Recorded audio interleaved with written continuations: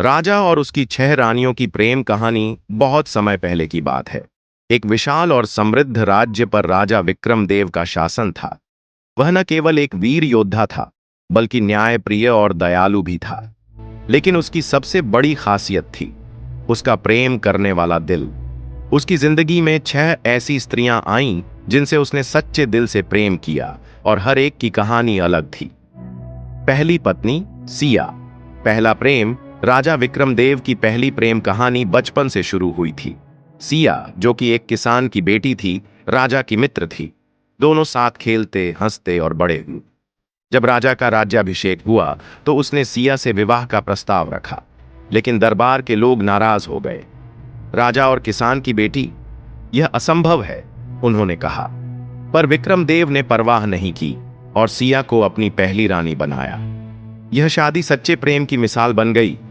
दूसरी पत्नी चंद्रिका। युद्ध भूमि में जन्मा प्यार। एक दिन पड़ोसी राज्य के राजा ने विक्रमदेव के राज्य पर हमला कर दिया। युद्ध में घायल राजा को बचाया एक साहसी राजकुमारी चंद्रिका ने। वह अपने राज्य की सेना की कमान संभालने वाली वीरांगना थी। राजा को जब होश आया तो उसने पहली बार चंद्रिका को देखा। उसकी बहादुरी से प्रभावित होकर उसने चंद्रिका से विवाह करने का प्रस्ताव रखा।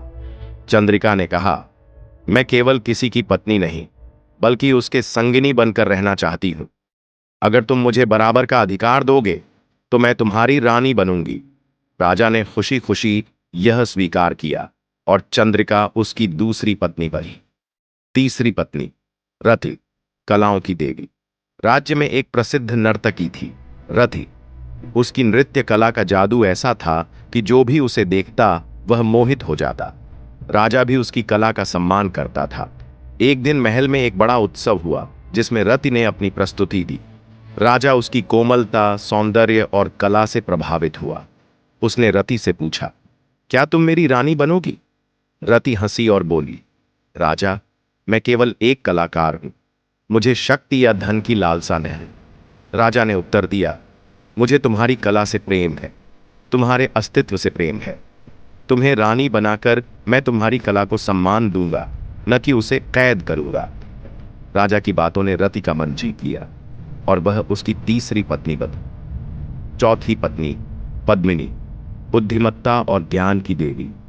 राजा की मुलाकात पद्मिनी से तब हुई जब वह एक पड़ोसी राज्य में शांति वार्ता के लिए गया था।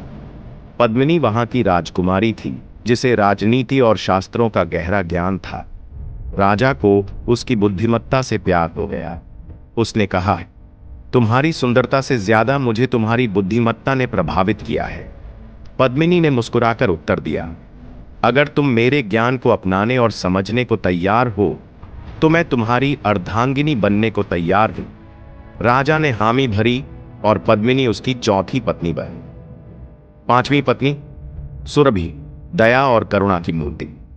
राजा अपने राज्य में भ्रमण कर रहा था जब उसने देखा कि एक युवती गरीबों और बीमारों की सेवा कर रही है। उसका नाम सुरभि था। राजा ने उससे पूछा, तुम यह सेवा क्यों करती हो?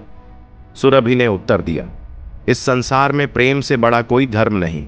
दूसरों की सेवा करके ही मैं सच्चे प्रेम का अनुभव करती हूं। राजा को उसकी दयालुता से प्रेम हो गया और उसने कहा, ऐसे प्रेम से भरा दिल मेरी रानी बनने योग्य है। सुरभि ने राजा का प्रस्ताव स्वीकार कर लिया और वह उसकी पांचवी पत्नी बनी। छठी पत्नी माया। रहस्यमयी और आकर्षक। राजा विक्रमदेव की अंतिम पत्नी माया थी, एक रहस्यमयी स्त्री जो जंगलों में रहती थी। वह असाधारण रूप से सुंदर थी, लेकिन उसके बारे में कोई कुछ नहीं जानता था। राजा ने एक बार जंगल में यात्रा करते हुए उसे देखा और उसकी ओर खींचता चला गया। राजा ने उससे पूछा, तुम कौन हो? माया ने उत्तर दिया, मैं हवा हूं, मैं पानी हूं, मैं प्रकृति हूं। कोई मुझे बांध नहीं सकता।